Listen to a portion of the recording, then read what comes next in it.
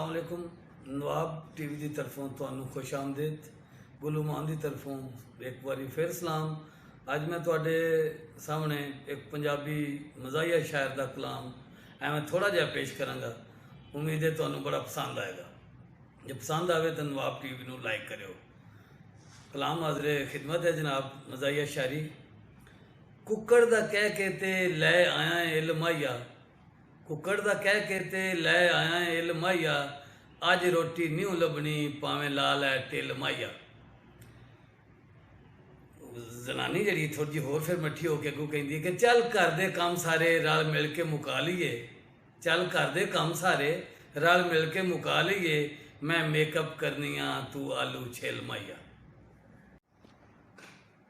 बाहर भावें दसंबर की ठंड होवे, मेरे अंदर की दुनिया च जून हुंदा है।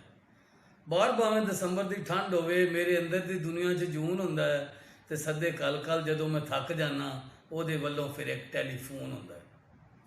मैं मंदा तो नहीं पर दस्या सांझियां सजना ने, मैं मंदा तो नहीं पर दस्या सांझियां सजना ने, जदों बिस्मल दे वांग मैं तड़पदा हाँ, ਉਹਦੇ दिल नूं बड़ा सकून हुंदा है। ते की गल करां ਉਹਦੇ लहजियां दी, आखे ना ते लगदा है हाँ कहंदा है। की गल करां ਉਹਦੇ लहजियां दी, आखे ना ते लगदा है हाँ कहंदा है। ते कदी अंबां दे बाग विच जाके ते जान बुझ के कोयल नूं कां कहंदा है।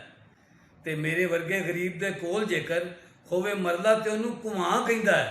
मेरे वर्गे गरीब दे कोल जेकर होवे मरला ते ਉਹਨੂੰ ਘੁਮਾ ਕਹਿੰਦਾ है। ते अपनी अठां कनालां दी कोठी नूं ਐਵੇਂ ਬਹਿਣ ਖਲੋਣ ਦੀ ਥਾਂ ਕਹਿੰਦਾ है। ਤੇ ਕੀ ਗੱਲ ਕਰਾਂ ਉਹਦੇ ਹੁਸਨ ਦੀ ਮੈਂ ਜਿਹੜਾ ਵੇਖਦਾ ਹੈ ਸਦਾ ਜਵਾਨ ਰਹਿੰਦਾ ਹੈ। ਕੀ ਗੱਲ ਕਰਾਂ ਉਹਦੇ ਹੁਸਨ ਦੀ ਮੈਂ ਜਿਹੜਾ ਵੇਖਦਾ ਹੈ ਸਦਾ ਜਵਾਨ ਰਹਿੰਦਾ ਹੈ।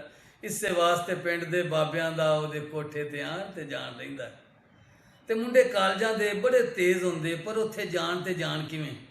ਮੁੰਡੇ ਕਾਲਜਾਂ ਦੇ ਬੜੇ ਤੇਜ਼ ਹੁੰਦੇ, ਪਰ ਉੱਥੇ ਜਾਣ ਤੇ ਜਾਣ ਕਿਵੇਂ। ਸੁਣਿਆ ਨਾਲ ਦੀ ਕੋਠੀ ਤੇ ਅਟਕੋਂ ਪਾਰ ਦਾ ਕੋਈ ਇਨਸਾਨ ਰਹਿੰਦਾ ਹੈ। जे तुहानू पसंद आवे तो नवाब टीवी नू सबसक्राइब करो, दोस्तां शेयर करो तो थले कमेंट दिओ। शुक्रिया। पंजाबी ते अंग्रेज़ी नू रला के लिखा है। एक छोटा जिहा किताब मेरा आपदा जाती लिखा है। लिखा है कि डंग जिंदगी दे हुण हाफ हो गए, डंग जिंदगी दे हुण हाफ हो गए, सारे आस दे डीवे आफ हो गए।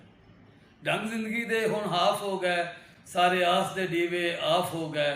उस कीती है सेंचुरी वादियां दी, उस कीती है सेंचुरी वादियां दी, साथू प्यार च कै ड्राप हो गए।